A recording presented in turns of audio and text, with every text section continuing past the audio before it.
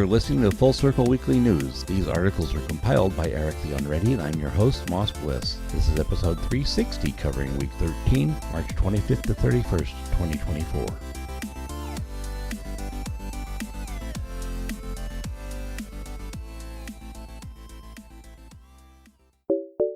SysViaNet 3.09 has been published, which is used in distributions such as Dev1, Debian GNU/Herd, and Anti-X. The versions of the InServ and StartPard utilities used in conjunction with SysViaNet have not changed. The GNU project has published the GNU Emacs 29.3 text editor, an unscheduled emergency release with vulnerabilities fixed. The project code is written in C and Lisp and is distributed under the GPL v3 license. The vulnerabilities in the list of changes are not yet detailed. There is only information about added protection methods. IX Systems announced plans to further development of TrueNAS Core, continuing the FreeNAS project. TrueNAS Core 13.3 will be released in June based on FreeBSD 13.3, OpenZFS 2.2.3, and Samba 4.19. The TrueNAS Core branch will be placed in maintenance mode at that time, with bugs and security fixes being issued for years to come. New features and new versions of components will be developed in the TrueNAS Scale branch made on a Debian base. There are no plans to release TrueNAS Core based on FreeBSD 14.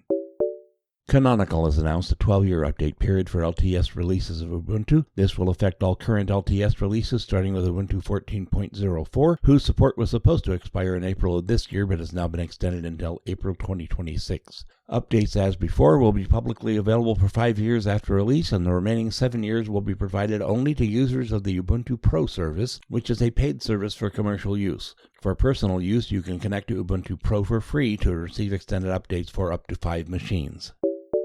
Fedora proposes moving the default distribution to the DNF5 package manager with version 41. The migration to DNF5 was planned for the Fedora 39 release, but was delayed due to the unavailability of the tooling. Full parity and functionality has still not been achieved, but the distribution is seen as being ready for migration. The DNF, LibDNF, and DNF Cutomatic packages will be replaced with the DNF5 toolkit, and the new libDNF5 library and the user bind DNF symlink will point to the DNF5 executable. This made it possible to implement some improvements that improve the usability of the package manager. For example, the new DNF provides more visual indication of the progress of operations, also added support for using local RPM packages for transactions, added the ability to display in reports on completed transactions information produced by scripts built into packages, as well as a more advanced input completion system for Bash.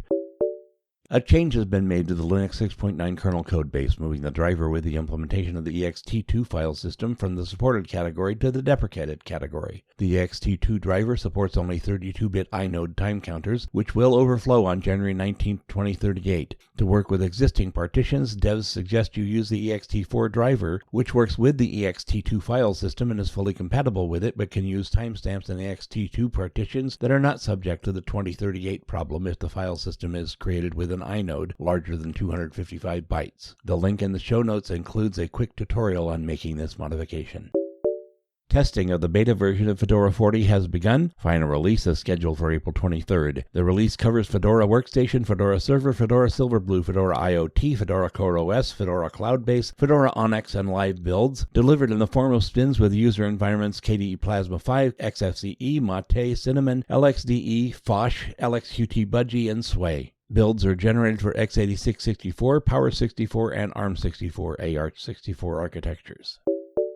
BubbleWrap 0.9, used to restrict individual applications of unprivileged users, has been published. BubbleWrap is used by the Flatpak project as a layer to isolate applications launched from packages. The project code is written in C and is distributed under the LGPL v2+ license. The key differences from the similar FireJail project is that in BubbleWrap, the container creation layer includes only the necessary minimum capabilities. All the advanced functions necessary for running graphical applications, interacting with the desktop, and filtering requests to Pulse Audio, transferred to the Flatpak side and executed after the privileges have been reset.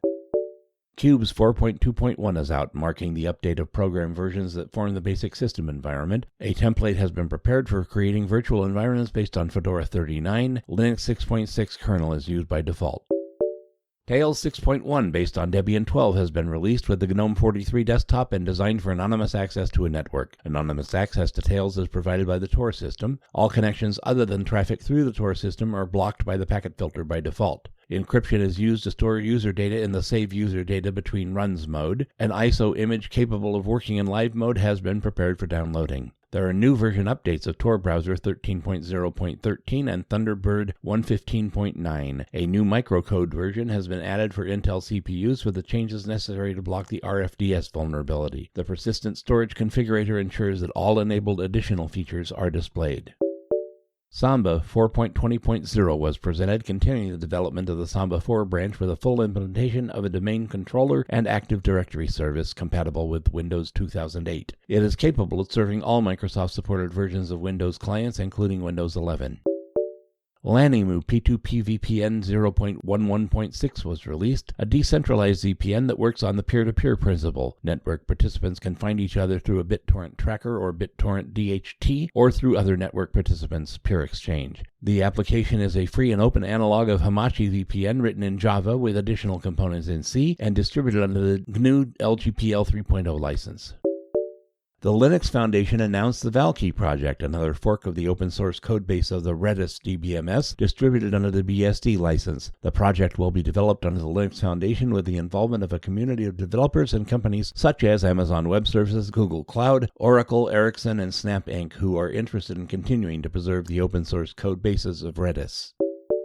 GNU Core Utils 9.5 has been published, which includes programs such as sort, cat, chmod, chown, chroot, cp, date, dd, echo, hostname, id, ln, ls, etc.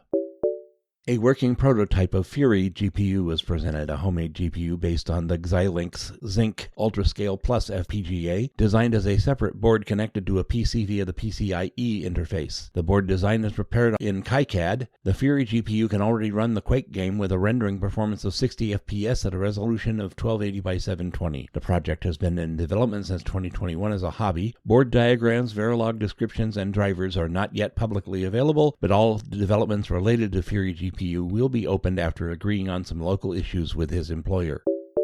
The XZUtils package has a backdoor that allows interception and modification of data processed by applications associated with the libLZMA library. The main target of the backdoor is the OpenSSH server, in which some distributions are bundled with the libsystemd library, which in turn uses libLZMA. Linking SSHD with a vulnerable library allows attackers to gain access to the SSH server without authentication. The M4 macros that activate the backdoor were included in the released tarballs but were not in the Git repository. At the same time, malicious test archives were present in the repository. The person who implemented the backdoor had access to both the repository and the release generation processes.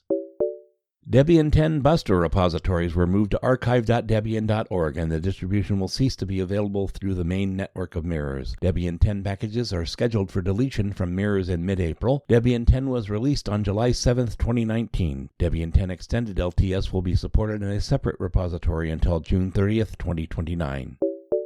NetBSD 10 was announced. Installation images of available builds for 57 system architectures and 16 different CPU families are ready for download. The new branch includes a number of significant improvements, such as support for access control lists in the FFS file system, significant performance optimization, disk encryption using the Adiantum algorithm, and implementation in the driver core for WireGuard.